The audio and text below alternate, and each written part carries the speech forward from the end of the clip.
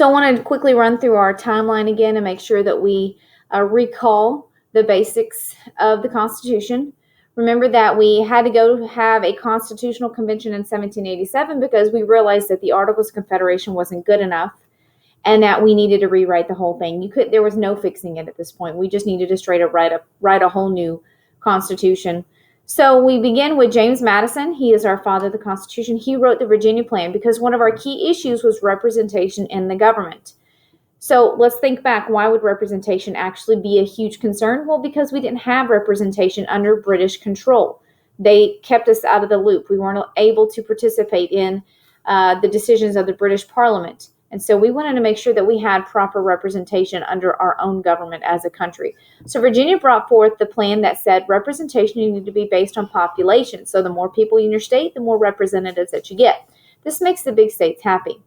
The New Jersey plan said, no, that's not fair. We need equal representation, and that's going to keep the small states from being outvoted every time by these big states.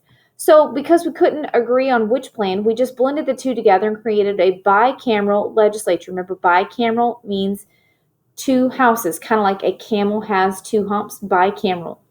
All right, so that's what we call Congress, and this is what solves our issue on representation. Congress has these two houses. The House of Representation, House of Representatives has representation based on population, just like the Virginia plan presented. This keeps our big states happy. The small states are happy because of the Senate, where we have equal representation, just as New Jersey presented. And both the small states and the big states have an advantage in at least one of the houses. So the next key issue was how would slaves be counted? The northern states wanted the slaves to be counted for taxation because, well, they didn't have a lot, and they felt like the South needed to pay up on them.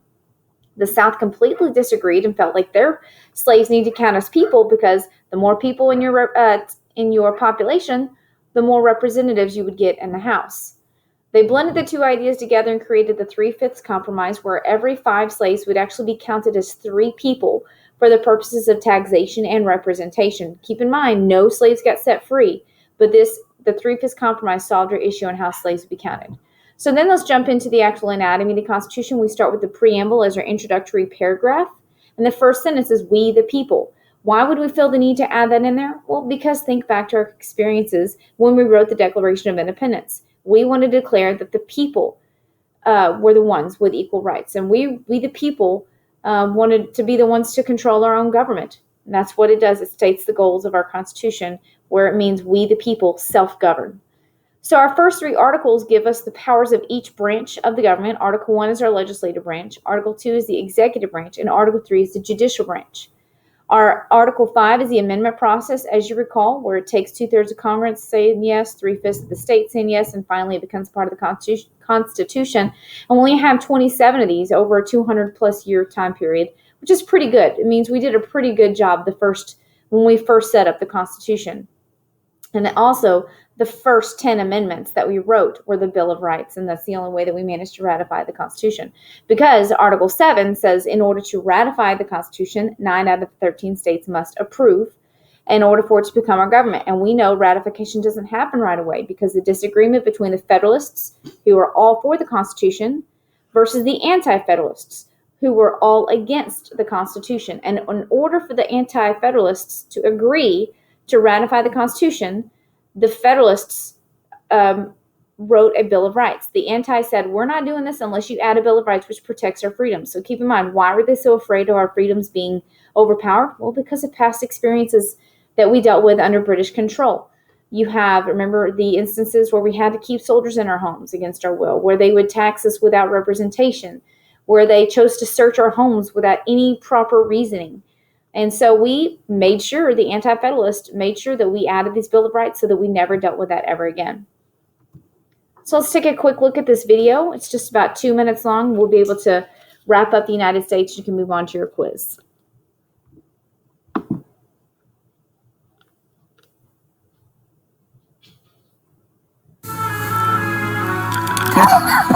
Fascinating. Truly fascinating. Well, hello. I was just diving into one of the great pieces of American literature.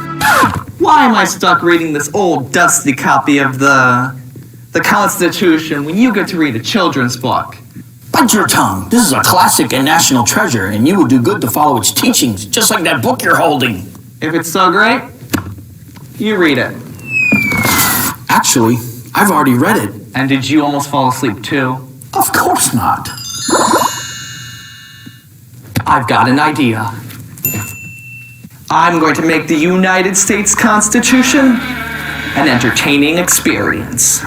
For all ages, of course. Let's get to the meat of it. The United States Constitution was created some 200 years ago. September 17, 1787 to be exact. What's so important about the United States Constitution? Nothing. Did you really just say nothing? Are you even listening? It basically lays out the guidelines of how our government runs and how it applies to the states and the people. So you have three branches. The legislative, that sounds legit, lawmaking branch, aka Congress. Then over here, you have the executive branch, execute. Who are we executing? Oh, executive, like the boss, the president. And the third part, we have the judicial branch, which to me sounds like judge, which is exactly what it is. And they're at the top level of judges, the Supreme Court. Where are we? So the Constitution tells the government what it's allowed to do and what it's not allowed to do. Everything else is up to the states and the people to manage. Is there anything else I'm missing? Oh yeah, the US Constitution isn't this big. It's only this big. There are 7 main parts of the US Constitution, otherwise known as articles, as well as 27 additions known as amendments, which have been added since its creation. You've heard of the Bill of Rights, right? That's actually the first 10 of those additions. See, wasn't that more interesting than reading a big, old, boring book? I'm Nathan for the Freedom Project. Welcome home.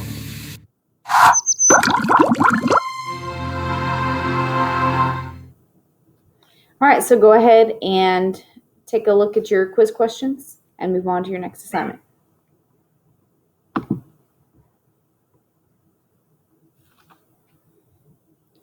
What are you smirking? Jay barking. Oh. Funny. Hey, no, it's okay. So Carrie Dickinson, one of the science teachers, she does hers at home. We call her Cat Lady because she has a ton of cats. She's married with